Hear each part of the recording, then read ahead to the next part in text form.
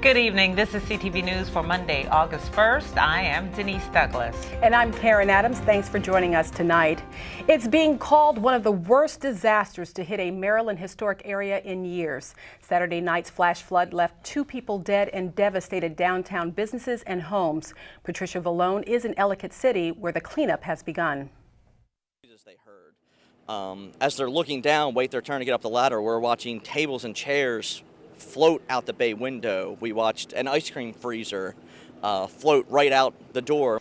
Matt Milani and his wife Lexi are describing the harrowing experience escaping from the flash flood that consumed the Rumor Mill, their restaurant in historic Ellicott City. We've been told by our landlord years and years ago, if water's on the center of Main Street, you got to start making different decisions. Then we saw water coming down Tiber Alley, which it's never done in our 10 years.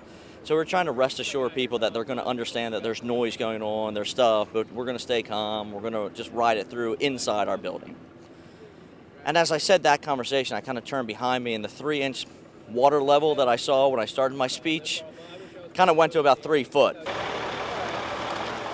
The couple has been trying to get back into their restaurant to assess the damage, but Howard County emergency personnel say no one is allowed back into the downtown area until it is deemed structurally safe. Senator Barbara Mikulski says the federal government will be assisting in the reconstruction, along with state and county agencies. First, there has to be rescue response. Then second, there has to be recovery assessment.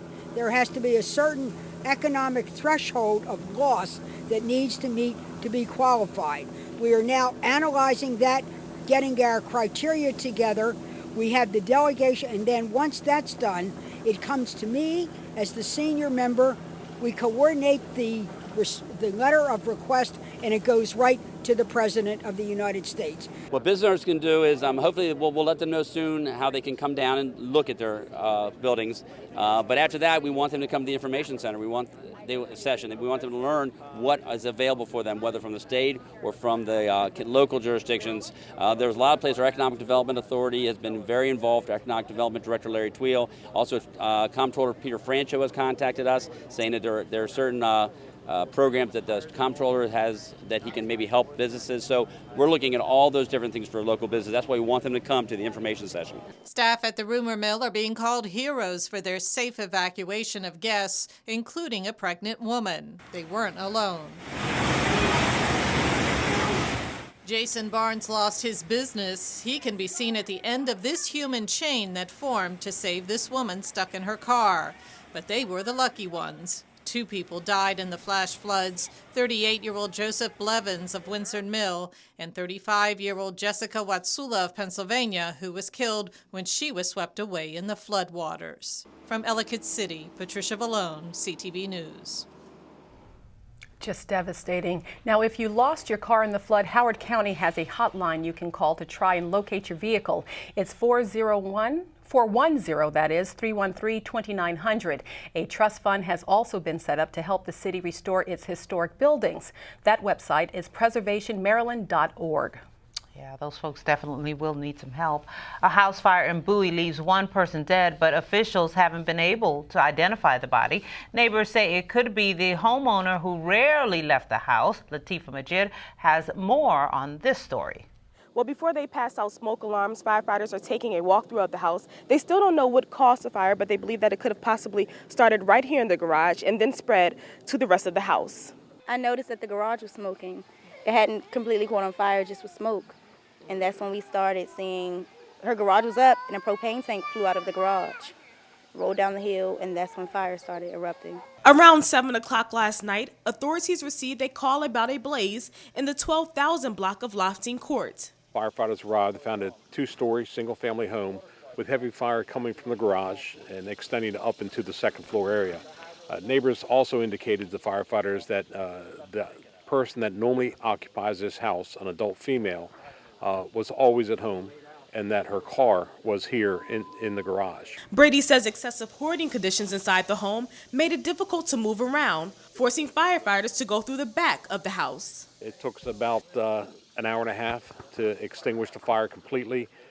We then had to overhaul the house, remove all the debris. Neighbors say the owner was a mystery woman, and no one had seen her for years. I live here for 21 years, And we have never seen that lady. She only had one access to the house, to the garage.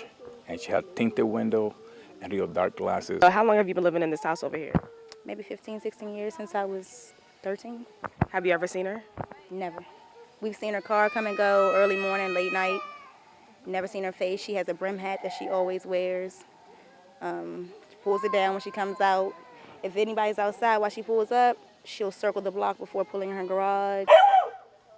To help prevent another fire, officials are going door to door, checking alarms. Anytime we have a fire that's significant, involves an injury or death, that we go back into the community as soon as possible, knocking on doors, checking on smoke alarms.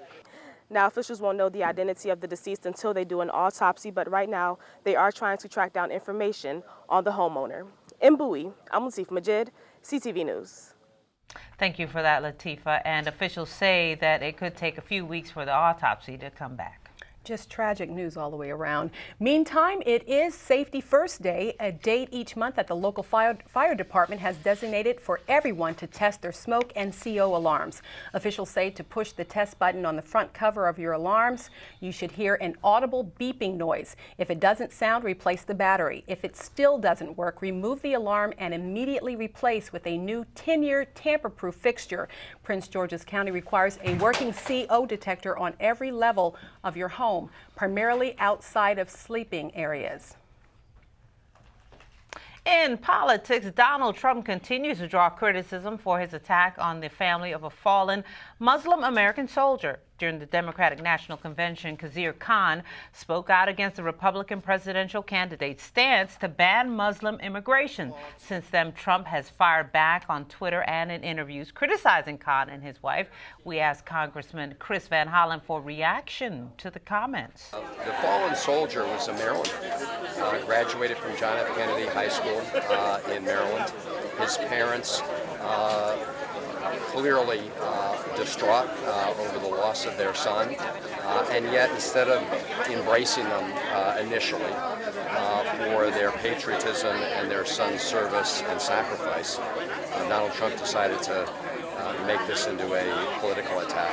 So again, it's very disappointing. It's one of the many reasons I'm supporting Hillary Clinton. Khan's son, who served in the Army, died in a suicide bombing in Baghdad 12 years ago.